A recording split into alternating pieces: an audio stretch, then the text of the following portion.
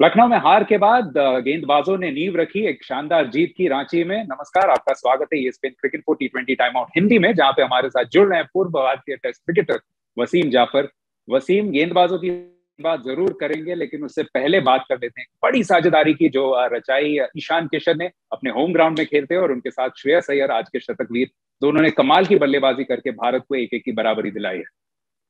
जी हाँ, बहुत बढ़िया। पहली बात तो मैं थोड़ा सा सरप्राइज था कि साउथ अफ्रीका ने टॉस जीत के बैटिंग करने का निर्णय लिया, क्योंकि बाद में इतनी ड्यू पड़ती है। और आई एम श्योर उन्होंने एक दिन पहले वहां पे प्रैक्टिस की होगी, तो उस डिसीजन से मैं बहुत सरप्राइज था।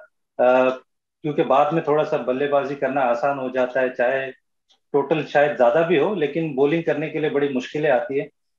लेकिन जिस तरह से भारत ने उनको उस टोटल पे रोका, सिराज ने जिस तरह से गेंदबाजी की, और उसके बाद में ईशान किशन और श्रेयस अय्यर की जो साझेदारी रही, मुझे लगता है कि वो गेम चेंजिंग मोमेंट था। तो वो साझेदारी, ईशान किशन थोड़े से अनलकी रहे, अपने होम ग्राउंड पे शतक नहीं बना पाए, बहुत अपसेट फील कर रहे होंगे और दिख भी रहा था।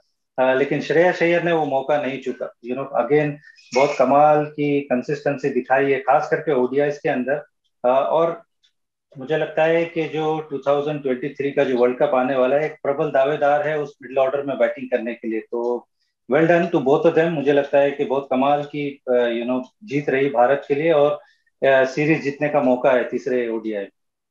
आपने अच्छा संदर्भ दिया है। इसी साझेदारी पे थोड़ा और बात कर लेते हैं कि दोनों ईशान किशन और श्रेयस अय्यर, इन्हें मौके मिलते आए हैं, कई बार आलोचना भी हुई है, तो उस हिसाब से कितना सिग्निफिकेंट था आज का ये परफॉर्मेंस दोनों के लिए, अगर भारतीय टीम में परमानेंट मेंबर बनना है? बहुत एक्चुअली काफी लोगों के लिए, आई मीन ये सारी एक्चुअली सेकंड स्ट्रिंग टीम है।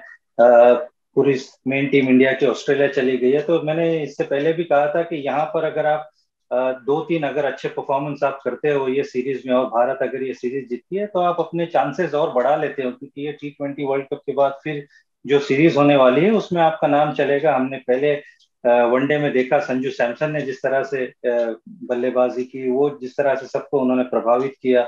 कुलदीप यादव ने, श्रेयस अय्यर कंसिस्टेंटली रन बना रहे। तो अगेन ईशान किशन हो गए, श्रेयस अय्यर, संजू सैमसन, इन्होंने बहुत बढ़िया मुझे लगता है परफॉर्मेंस करके एक सिलेक्टर्स के सामने अपना नाम रख दिया है कि जब आगे चयनकर्ता बैठेंगे टीम सिलेक्ट करने के लिए, और जब बिग बॉयज जो हैं इंडिया के, अगर वो कहीं रेस्ट लेते हैं, तो डेफिनेटली मुझे लगता है कि इन लोगों का नाम आगे रहेगा, और होना भी चाहिए। क्योंकि आप एक full strength south African team के साथ खेल रहे हो, जहाँ पे आपकी 20 स्ट्रेंथ टीम खेल रही है, और उनके सामने आप इस तरह से अगर परफॉर्म करते हो और सीरीज जीतते हो, तो ये एक काबिले तारीफ बात है। चलिए, सीरीज जीतने में ऑफ कोर्स एक और मैच है, लेकिन उससे पहले बात कर लेते हैं इस मैच की, क्योंकि जैसा आपने कहा, साउथ अफ्रीका ने टॉस जीता, पहले बल्लेबाजी करने का फैसला किया। और एक समय ऐसा लग रहा था वसीम, जब खासकर माकरम और उनके साथ क्लासन खेल रहे थे, कि शायद 300 क्या 320 या 330 तक का स्कोर जा सकता है। तो वहां से उस स्कोर को पुल बैक करना कितना प्रशंसनीय परफॉर्मेंस था गेंदबाजों का। किसने सबसे ज्यादा आपको प्रभावित किया? और ये भी बताइए कि शिखर धवन की कप्तानी का उसमें कितना बड़ा रोल था? जी हाँ, बहुत एक दफे जैसे आपने बिल्कुल सही कहा, ऐसे लग रहा था 310 या 320 के आसपास स्कोर बन जाएगा। आई थॉट स्पिनर्स ने अच्छी गेंदबाजी की। सिराज ने बहुत बढ़िया मुझे लगता है डेथ में बॉलिंग की, और वो जो बीच में जो विकेटें उन्होंने ली, तो वो कहीं ना कहीं मुझे लगता है कि उनके स्कोरिंग में ब्रेक लगा दिया। जो फ्री फ्लोइंग हम देखे थे पहले ओडीआई के अंदर, जिस तरह से क्लासन और मिलर ने रन बनाए थे, वो उस तरह से उनको हाथ खोलने का मौका नहीं दिया।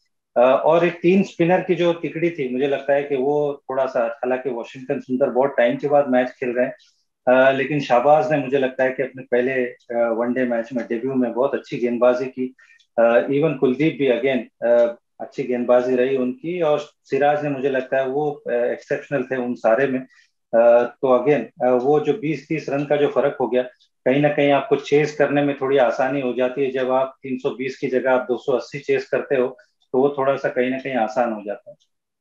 चलिए, आपने थोड़ा बहुत अंदेशा दे ही दिया है, लेकिन फिर भी आपसे पूछ लेता हूँ कि कहाँ सबसे ज्यादा भूल हुई मेहमान टीम से? क्या वो टॉस में वो फैसला गलत था, या कहीं टीम संयोजन में कोई गलती हुई?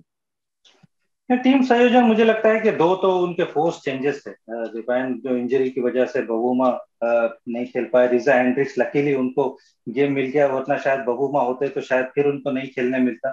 और अगेन उन्होंने दिखाया कि वो इतनी बढ़िया फॉर्म से वो आ रहे हैं, और वो T20 सीरीज पूरी बाहर बैठे, और पहले ही मैच में मौका मिला उसमें उन्होंने अर्धशतक लगाया। लुंगी एनगीडी मुझे थोड़ा सा सरप्राइज किया कि पिछले मैच में उन्होंने 3 विकेट ली थी, 2 बैक-टू-बैक विकेट ली थी, जहां से वो मैच के अंदर आ गए थे। तो उनको ड्रॉप करना मुझे थोड़ा सा सरप्राइजिंग लगा। हालांकि ये विकेट पे मुझे लगता है कि उनकी जो स्लोअर गेंदबाजी है, जो स्लो बॉल वो डालते हैं, वो शायद थोड़ी सी हेल्पफुल होती है उनकी। तो वो मुझे लगता है थोड़ा सरप्राइजिंग था। लेकिन सबसे बड़ा जो मुझे सरप्राइज किया वो उनका बैटिंग करने का डिसीजन, क्योंकि रांची में बहुत ज्यादा ड्यू होती है, हमने देखा भी जो बॉल की जिस तरह से कंडीशन हो गई थी बाद में। तो आपको 20-25 रन जो होते हैं एक्स्ट्रा, वो बड़े आसानी से बन जाते हैं और बैटिंग थोड़ी सी इजी हो जाती है। तो टॉस जीत के बैटिंग करना मुझे लगता है कि सबसे बड़ा खराब डिसीजन। चलिए, 1-1 की बराबरी पर है सीरीज। 11 तारीख को दिल्ली के फिरोज शाह कोटला में निर्णायक मुकाबला होगा। आपका बहुत बहुत शुक्रिया वसीम जाफर। आप देख रहे थे ESPN Cricinfo T20 time out Hindi.